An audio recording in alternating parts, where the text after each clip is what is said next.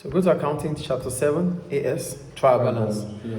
So I talk about trial balance. Trial balance is a list of balances extracted from the ledger account. List of balances extracted from the ledger account. So that is why we call it a trial balance. So what are the purpose of trial balance? Here I wrote. The main purpose of trial balance is to check the arithmetic accuracy of the ledger account. So we need to check the calculation if it is right or wrong. So that means our trial balance must balance. That is the point.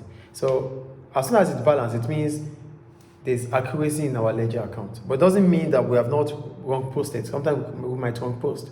But as soon as we go further, you understand how a trial balance will still balance despite mistakes in the trial balance. It's possible. But first, at least the trial balance checks the accuracy. It's a way of controlling the transactions of a business. So it's also an intermediate step in the preparation of the financial statement and the statement of financial statement, which comprises the statement of profit or loss, another comprehensive income, and the statement of financial position. So to prepare the financial statement, you need the trial balance. I think the point is clear. So how do we get to the financial statement? So it starts from the source document. As soon as the transaction is done, as soon as a business has a transaction with other businesses, receipts will be issued, invoices will be issued. All these are source documents. So you compile these source documents then you post them into the books of prime entry, which are the journals and the rest. As soon as it's posted in the journal, then you extract it into the ledger accounts. Then from the ledger account, the final figures from the ledger account of each individual account, you take them into the trial balance. So from the trial balance, as soon as the trial balance is balanced, then you prepare your financial statement. Any question about that? So in preparing the trial balance has two sides, the debit side and the credit side. Are you with me? So on the debit side of your trial balance, you have your assets, you have expenses, you have drawings, you have purchases on the debit side, and whatever expenditures you have, it's always on the debit side. Then the credit side. Then note also, in your debit side, you're going to have interest paid. So whatever interest you get paid for, maybe you save money in the bank, interest is being paid, it's going to be on the debit side of your trial balance. And trade receivables? On the debit side. Okay. Then on the credit side of your trial balance, you have your liabilities, you have your other incomes, you have capital, you have revenue. You have trade payables. Yeah, trade payables, you have irrecoverable debts and depreciation. Irrecoverable debt with double R. Irrecoverable. So R. Yeah, irrecoverable debts is always also in the credit side. And recoverable debts. Debt recovered will be on the credit side if there is any.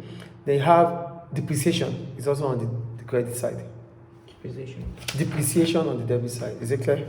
Of course. So that takes us to the full format of a trial balance, which is this. This is a full format of a trial balance. So I'm just going to read the items in the trial balance. For the full format of the trial balance, on the debit side, on the debit side we have. So what about revenue returns?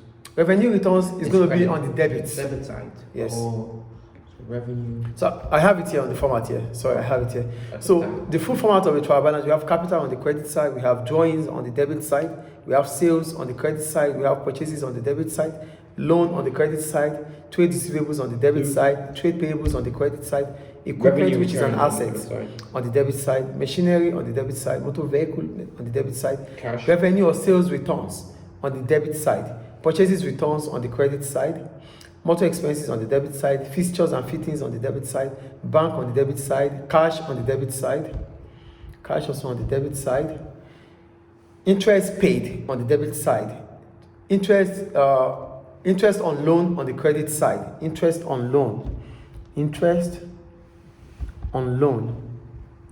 on the credit side. Are you with me?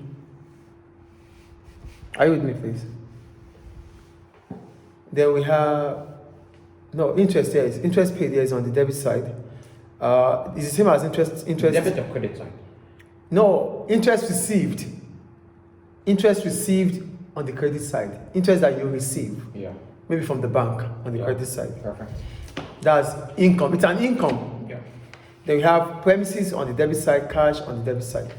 So that's how we prepare a trial balance. Then we go to the limitations. Limitations of the trial balance. So when we talk about limitations of the trial balance, so I wrote The trial balance may balance, but it doesn't mean that all entries entered are right. The following are the setbacks of trial balance. What are the setbacks of trial balance? Number one, it only gives summarized information of each account. So, like trade receivables, the combination of the trade receivables we cannot know. We only find the final figure of the trade receivable. So, how do we put together all the trade receivables in the business? We're not going to find it out in the trial balance. We only have the summarized value. That's a disadvantage because you might not be able to trace all the trade receivables until you find out the ledger or the journal. Clear? So, it doesn't provide information of profit or loss of the business. You wouldn't know the profit or loss of the business until you prepare the statement of profit or loss and comprehensive income. The third point, some errors made in the double entry system may not be revealed. So these errors do not affect trial balance. So your trial balance will still balance, but there are errors in the trial balance. For example, like error of commission, where you have motor vehicle account and motor expenses account. Both are debit entries. Do you understand? So because you recorded motor expenses into motor vehicle account and you recorded motor vehicle account to motor expenses account, the trial balance will still balance because they are both debit entry. Do you understand? So these errors, like error of omission, error of commission, compensating error, error of original entry, reversal error, and error of principal, all these errors are errors, but they would not affect the trial balance. Is it clear? Okay. So that takes us to the activity.